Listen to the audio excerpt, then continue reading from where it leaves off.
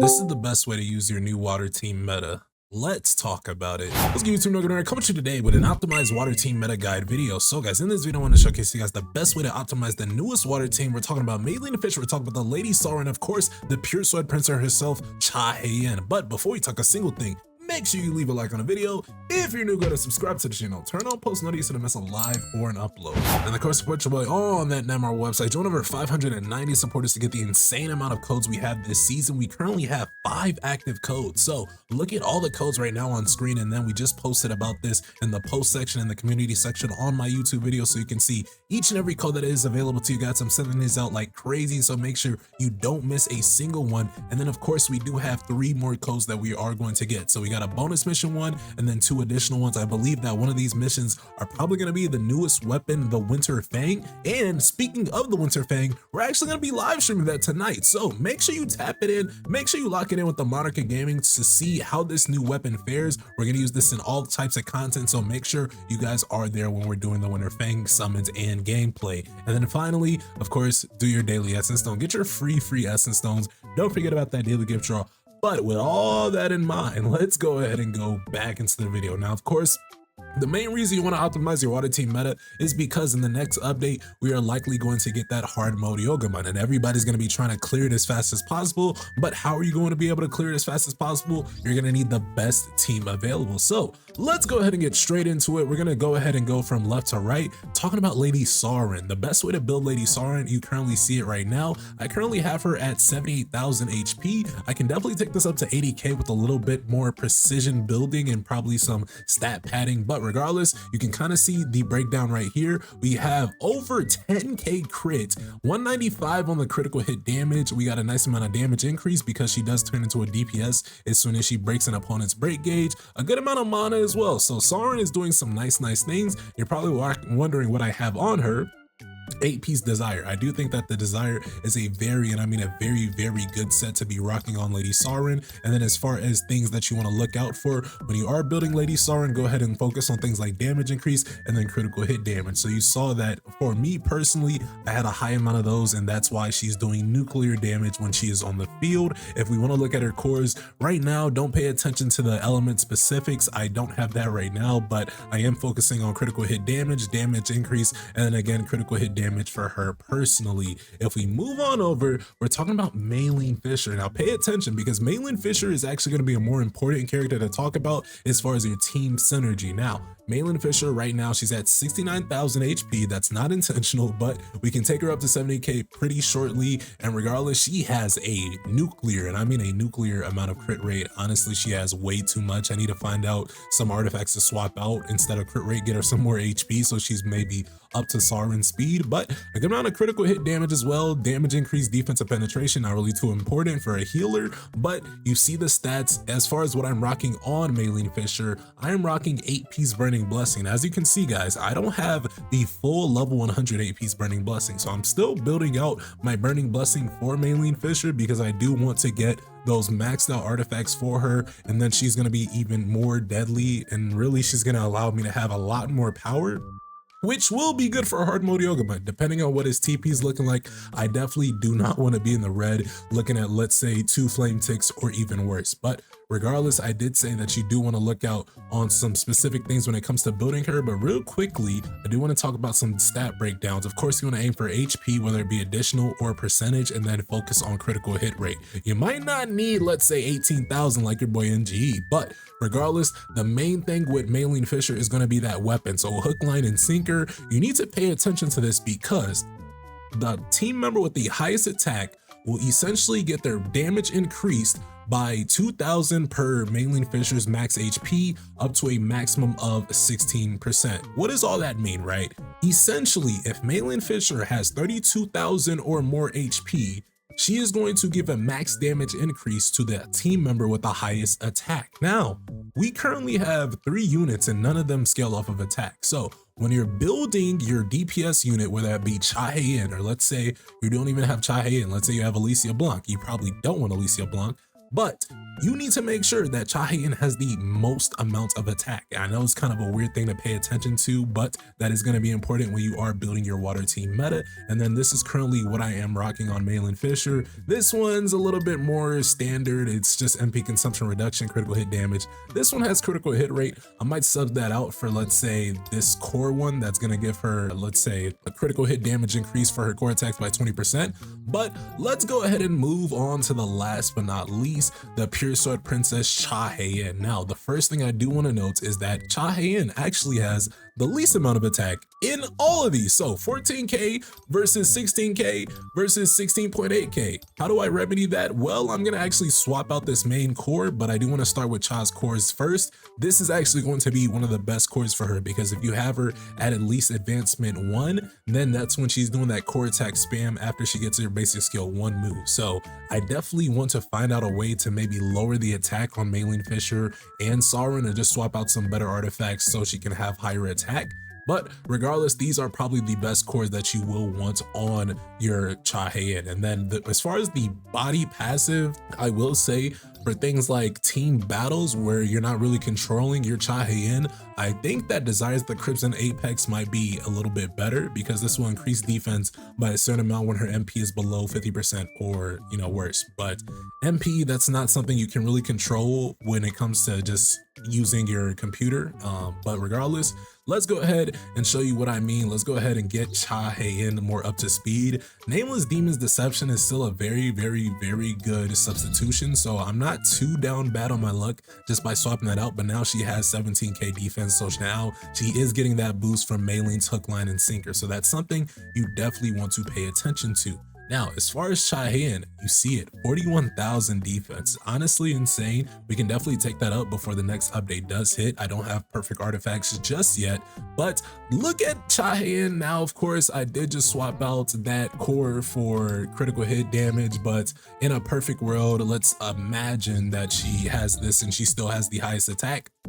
Now let's look at a magnifying glass. A good amount of crit rate, a good amount of critical hit damage, a high, and I mean a high amount of damage increase. So we're not playing around when it comes to building this DPS unit. She has 33% damage increase. Now, of course, that might be a little bit too high, and I'm not sure when the returns get a little bit skewed, but regardless, she has a good amount of MP recovery. Of course, all my Hunter's bracelets are water damage based, and then she has a good amount of MP as well. As far as what I'm rocking on Cha Hae, you can see it right now. So 4-piece Infamy and then 4-piece Obsidian. This is going to be my just any game mode set. And then I do rock, let's say, 8-piece Chaotic Infamy when it's time for team fight. So that's the Power of Destruction, that's the guild boss, and then that's even the Battlefield of Chaos, because in the 8 set, in teamfight mode, the user's damage dealt increases by 40%. That's something you definitely do not want to miss out on in any regard, and I mean any regard, but her defense does drop a little bit lower, and then I believe her critical hit damage does drop a little bit lower. So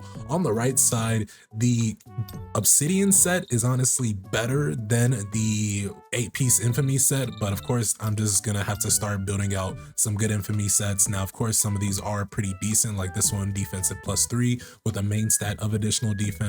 But of course, the bracelet, this one's like meh, right? And some of these aren't fully enhanced yet. I haven't really enhanced it just yet. So when we're talking about min-maxing and optimizing your team, the first thing I will say, make sure you enhance each and every one of these, right? Now, of course, you're going to need these enchantment books when it comes to simulation gates. So make sure you're locking it in with your simulation gate. That way you can have as many books as possible to enchant. And then of course, you always want to be in that last run of enchantment. Now, of course, if you're just starting to play SimGate, let's say you have an earlier account, you're going to have to probably just use whatever books you have available. So for an example, this one is not enhanced at all. Let's say I didn't have any purple enchantment books, right? Then I'd have to use the blue ones, right? The blue 3s, but I do have some enchantment books. Now let's look at this damage increase one that's a little bit low. I probably wouldn't enchant this too much. I would probably enchant this a few times because of course damage increase is a stat that's universal. You can use this on almost any hunter. So once I get it to where it's capped up to only the purple books, that's probably when I would stop it. And then of course, I would say do not miss out on a single enchantment. So if you look right here, let's say damage reduction reduction doesn't really have too much to do with Cha. Of course, it's gonna help her reduce the damage she is getting, but of course you want to enchant every single enchantment possible, even if it was attack percentage, because keep in mind, all of this is netting your character's higher total power. And of course, what is the name of the game in Soul Leveling Arise when it comes to hard content?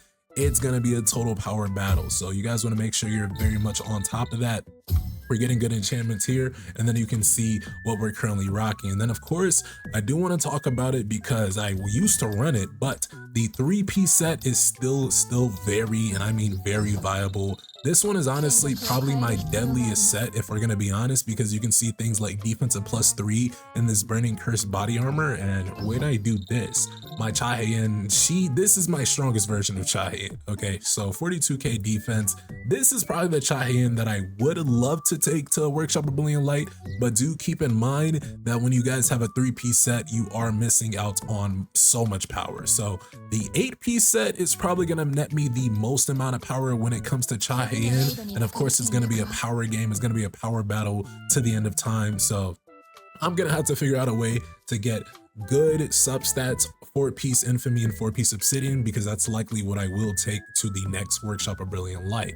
But that is pretty much how I am envisioning, that is how I'm optimizing my current water team meta. Of course, guys, go ahead and leave your thoughts, theories, and comments of how you're personally building your water team meta. Don't forget about the Winter FANG live stream talking about the water meta as a whole. We're going to be doing some insane summons and gameplay, so you definitely don't want to miss a single thing. Now, when it comes to just gameplay and rotations, we can get into a little bit of something, right? We can get into just a little bit. So right now, tier 30, we can go ahead and do Centipede, because I personally haven't gotten all my trophies for this yet. So it's time for a Centipede beatdown. Yes, move along water meta or wind meta for that water meta. Let's go ahead and go straight into it with this nuclear team. We're using the 3-piece set on Cha Hae-In, 8-piece Burning Blessing, 8-piece Desire. And as far as the shadows, guys, currently, there's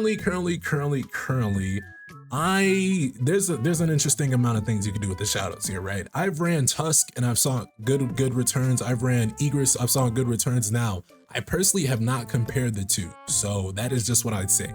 I have not compared the two just yet to, you know, determine which one is better. So if you guys know which one is better definitively, go ahead and comment below. As far as these sub shadows, you always want Iron on the Hunter battle, because Iron's going to net you that 12% defense decrease on your enemy. There's no other shadow that can do this. There's no other way you can get defense decrease unless you're bringing, let's say, Choi Joning, and Choi Joning is not going to be here, especially with a 50% damage reduction. And then as far as the third shadow, you could do Serbi for that 5% defense decrease, but don't forget about Ice Witch Bestie, a very good shadow to be bringing, because she has a skill that's going to increase the user's defensive penetration by 10%. Now, I do think this is just a regular skill that you guys will get by extracting the shadow, and regardless, you could think about the boy Beru if you're just going to replace Serbi, but I will say Serbi's combustion is infinite, so you probably wouldn't want Beru unless you're worried about heals, but you shouldn't be worried about heals because you are bringing Meilin Fisher.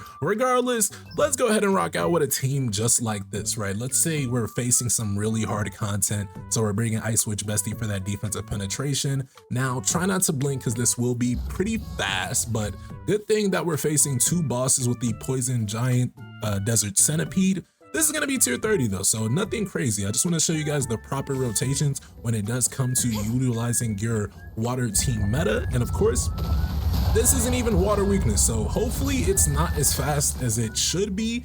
But regardless, this is usually how you guys want to do it. Go ahead and go up, and you're going to use your basic skill 1 with Lady Seorin. Now, let's go ahead and dodge. Go ahead and just break his gauge.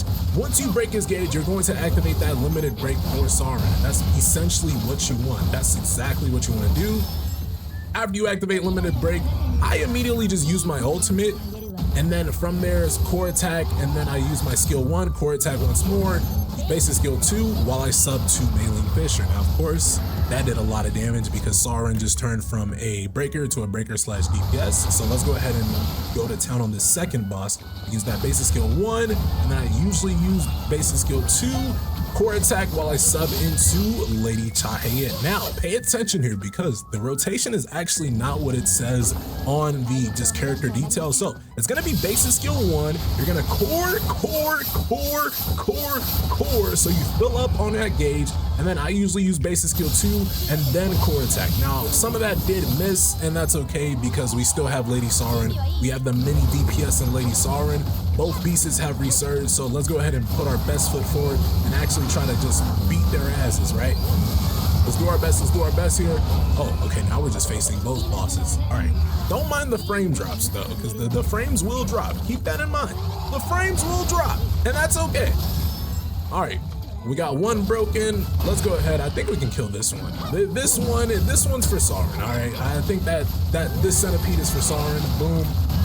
And then I think we can just leave the other one for Cha, right? He doesn't even have a broken gauge, but I think that one we can leave for Cha. This one is good at evasions though. Let's go ahead and use an ult with Meilin Fisher so we can get that nice boost to Lady Cha.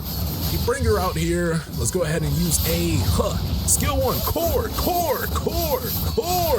Oh, I was gonna end it with an ultimate, but hey, he didn't last that long. Regardless, guys, how do you play with your water team meta? Go ahead and leave your thoughts, theories, and comments below. Don't forget to subscribe to the channel, turn on post notifications. With that, I'll see you guys in the next one. Y'all take care. Peace.